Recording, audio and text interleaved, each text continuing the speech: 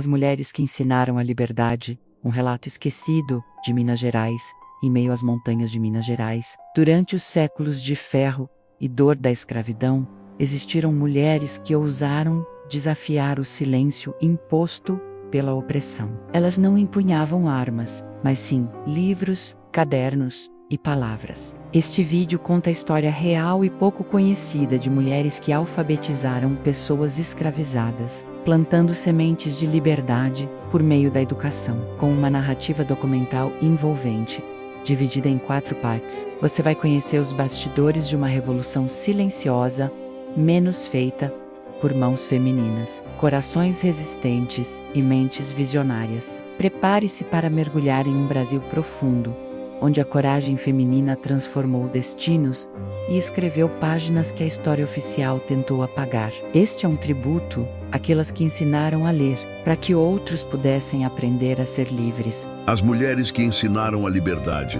Um relato esquecido de Minas Gerais. Parte 1. As montanhas e o silêncio, Minas Gerais, século XVIII. As serras onduladas guardavam segredos que não se escreviam em papel. O ouro corria pelas mãos dos senhores, mas o sangue escorria pelas mãos dos escravizados. Era um tempo em que a palavra escrita era privilégio e o silêncio era imposto como regra.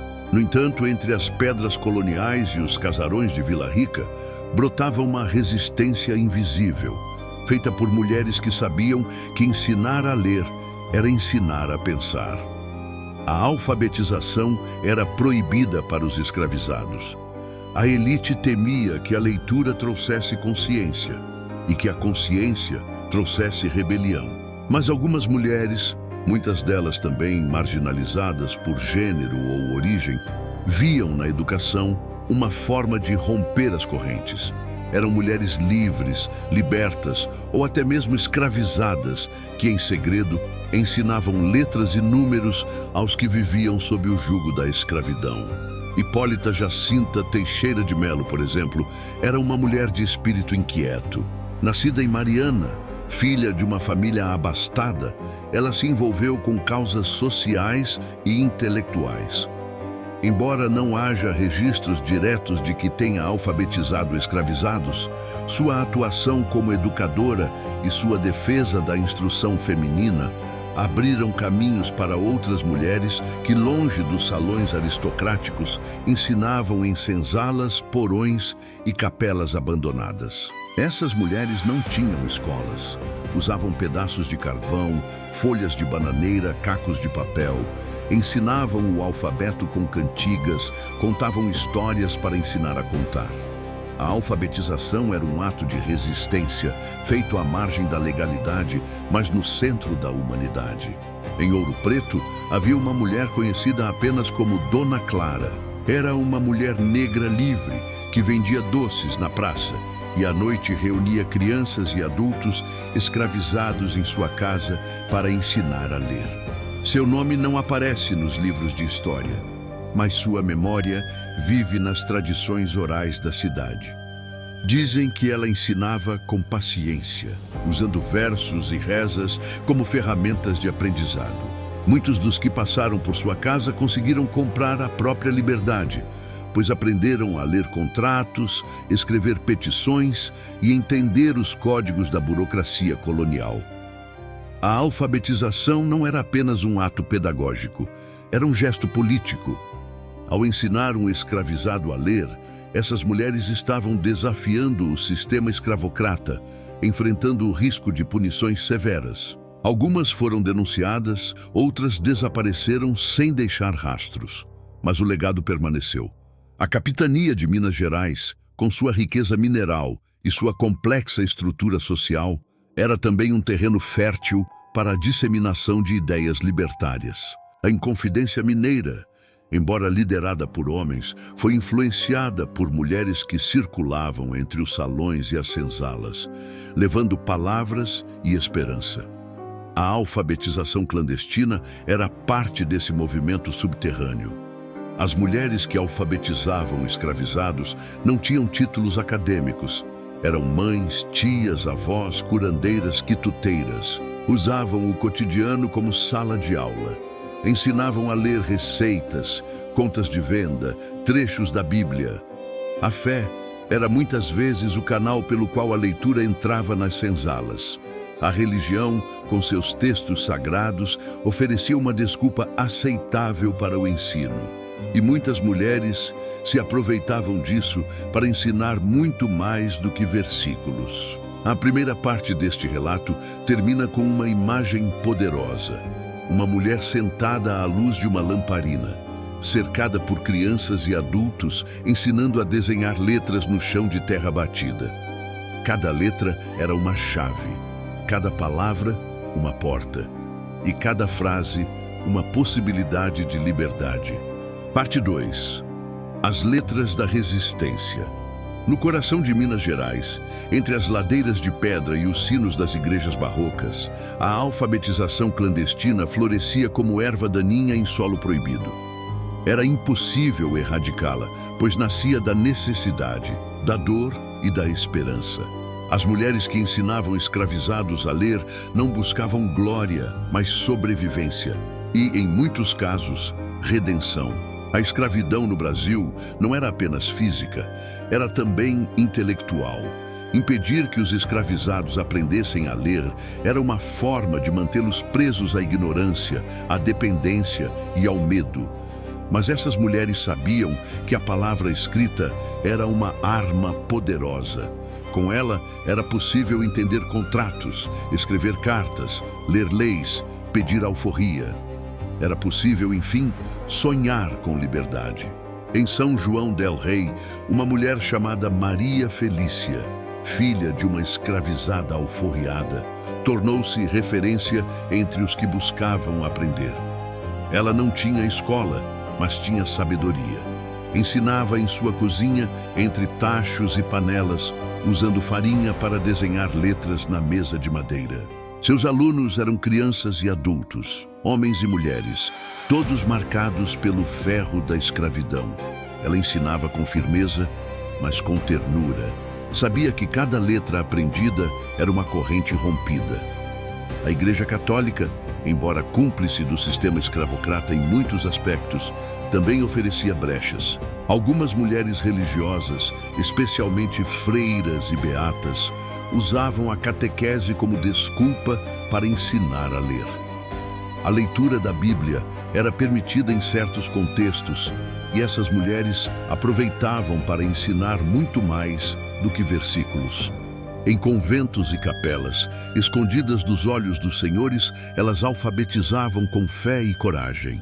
A tradição oral era forte entre os escravizados, mas a escrita oferecia algo novo: permanência.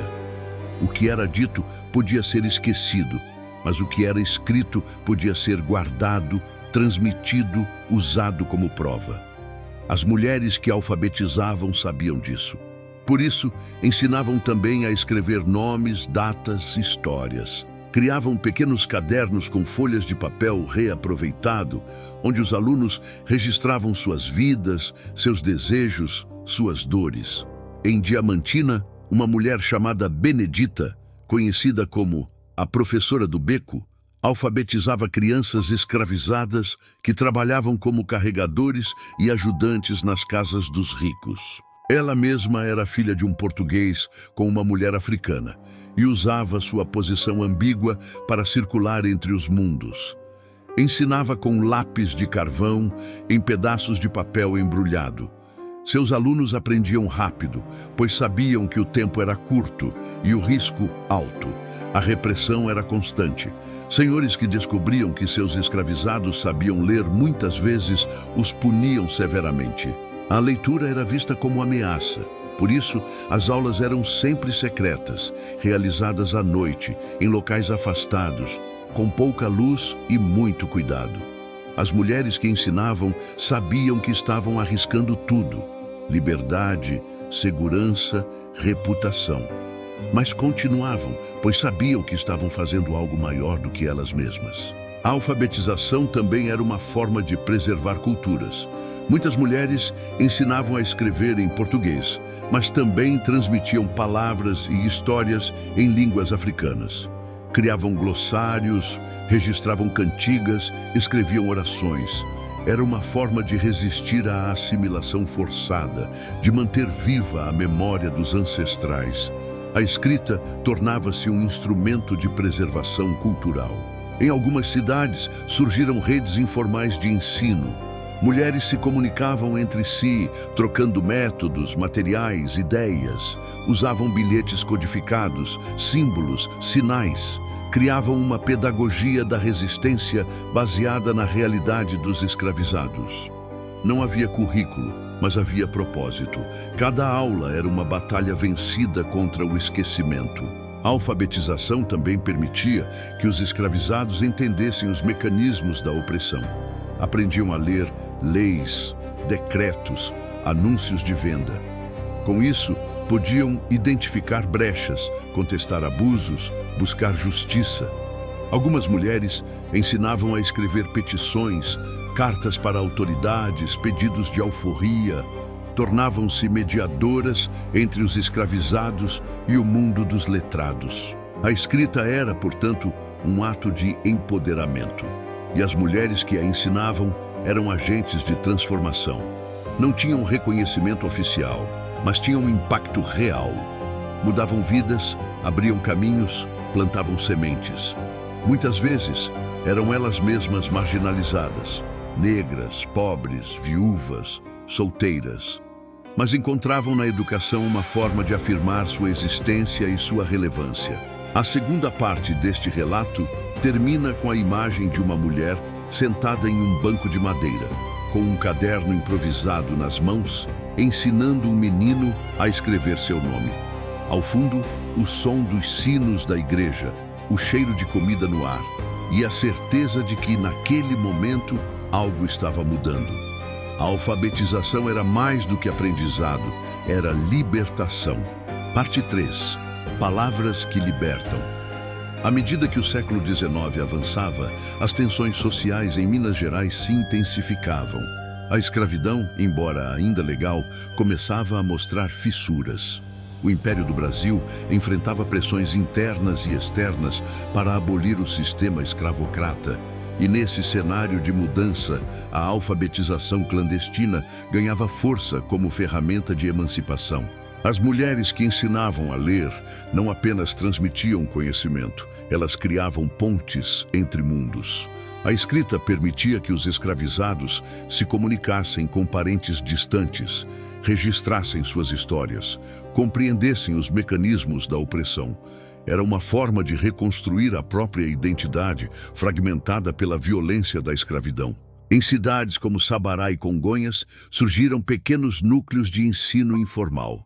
Mulheres negras livres, muitas delas ex-escravizadas, organizavam encontros noturnos em suas casas, onde ensinavam leitura e escrita usando textos religiosos, receitas, contos populares.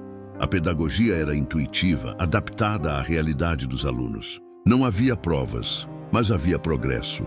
Cada palavra aprendida era uma conquista. A escrita também passou a ser usada como forma de denúncia.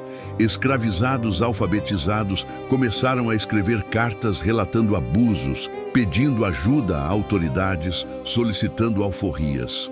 Algumas mulheres ajudavam a redigir esses documentos, atuando como escribas informais. Era um trabalho arriscado, mas essencial. Muitas dessas cartas chegaram às mãos de juízes, padres, políticos, e algumas mudaram destinos. A imprensa começava a se expandir e, com ela, a circulação de ideias.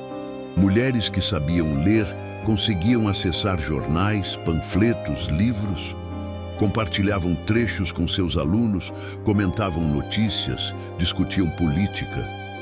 A alfabetização tornava-se também uma porta para o pensamento crítico. Escravizados que aprendiam a ler começavam a questionar sua condição, a entender que havia outros mundos possíveis. A cultura africana, muitas vezes reprimida, encontrava na escrita uma nova forma de expressão. Mulheres ensinavam a registrar cantigas, provérbios, histórias de origem. Criavam pequenos cadernos de memória, onde os alunos escreviam sobre suas famílias, suas aldeias, suas crenças. Era uma forma de resistir à homogeneização cultural imposta pelo sistema escravocrata. Em algumas comunidades, a alfabetização tornou-se um rito de passagem. Aprender a escrever o próprio nome era um marco, uma afirmação de existência.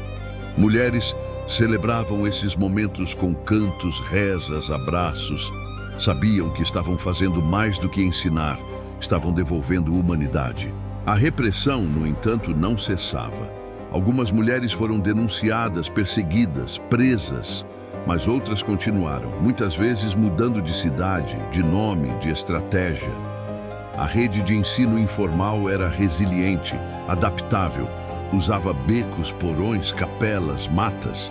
Onde houvesse vontade de aprender, havia uma mulher disposta a ensinar. A alfabetização também começou a influenciar os movimentos abolicionistas. Escravizados que sabiam ler e escrever tornaram-se líderes comunitários, articuladores de resistência. Mulheres que os alfabetizaram passaram a atuar como conselheiras, estrategistas, mediadoras. A educação tornava-se um instrumento político. Em Ouro Preto, uma mulher chamada Gertrudes, filha de um alfaiate e de uma quitandeira, organizava encontros semanais onde discutia textos abolicionistas com escravizados alfabetizados. Usava panfletos impressos em São Paulo, trechos de discursos, cartas de líderes negros. Seus encontros tornaram-se referência e muitos dos que passaram por ali participaram de ações concretas pela liberdade. A terceira parte deste relato termina com a imagem de uma mulher sentada sob uma árvore, cercada por jovens e adultos, lendo em voz alta um trecho de um jornal abolicionista. O sol se põe, os rostos se iluminam e a certeza se firma. A palavra escrita é uma semente de liberdade. E essas mulheres são as jardineiras da esperança. Parte 4. O legado invisível. O fim do século XIX trouxe mudanças profundas ao Brasil.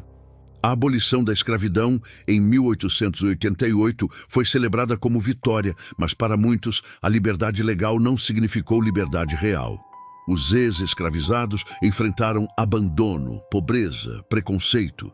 E as mulheres que os alfabetizaram continuaram a lutar, agora por inclusão, dignidade e memória. Em Minas Gerais, a alfabetização clandestina perdeu o caráter de crime, mas manteve o espírito de resistência.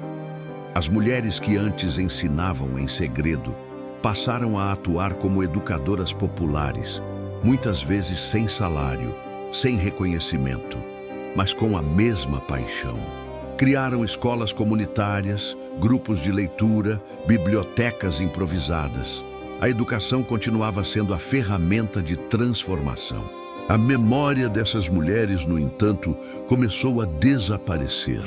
A história oficial, escrita por homens brancos letrados, ignorou suas contribuições.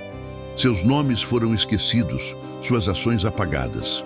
Mas nas comunidades, nas tradições orais, nas lembranças familiares, elas continuaram vivas. Eram chamadas de madrinhas da liberdade, professoras do povo, mulheres de luz. Em cidades como Tiradentes e Caeté, surgiram iniciativas para resgatar essa memória. Grupos de historiadores, educadores e ativistas começaram a coletar relatos, documentos, objetos. Descobriram cadernos antigos, cartas escritas por ex-escravizados, bilhetes de agradecimento. Cada fragmento revelava a presença dessas mulheres, discretas, mas fundamentais. A alfabetização também deixou marcas na cultura. Muitas das cantigas, ensinadas por essas mulheres, foram incorporadas ao folclore mineiro. Versos usados para ensinar o alfabeto tornaram-se parte de festas populares, celebrações religiosas, rodas de capoeira. A educação misturava-se à arte, à fé, à resistência. O legado dessas mulheres também influenciou gerações futuras. Filhas, netas e bisnetas tornaram-se professoras, escritoras, líderes comunitárias. A tradição de ensinar com afeto, com criatividade, com coragem, foi transmitida como herança. Em muitas famílias negras mineiras, a figura da mulher educadora é central, símbolo de força e sabedoria. A escrita, que antes era proibida, tornou-se instrumento de afirmação. Ex-escravizados, alfabetizados, passaram a escrever suas memórias, suas histórias, seus poemas. Algumas dessas obras foram publicadas, outras permanecem inéditas, mas todas carregam a marca daquelas que ensinaram a ler. Mulheres que, com paciência e ousadia, abriram caminhos. A quarta parte deste relato termina com uma imagem simbólica. Uma mulher idosa, sentada em uma cadeira de palha, lendo em voz alta para seus netos. Ao seu lado, um caderno antigo, com páginas amareladas e letras trêmulas. Cada palavra lida é uma ponte entre passado e futuro, e cada olhar atento é uma promessa de continuidade. Essas mulheres não aparecem nos livros de história, mas estão presentes em cada sala de aula, em cada biblioteca, em cada mente que se abre para o conhecimento. Elas ensinaram a ler e, com isso, ensinaram a viver. Seu legado é invisível, mas indestrutível. E agora, por meio deste relato, começa a ser reconhecido. Hola a todos. Quiero invitaros a suscribiros al canal de Manu, Brasil Oculto, Mitos y Leyendas. Saludos desde Vila Caraparu da Estrada, Interior Capital Poço.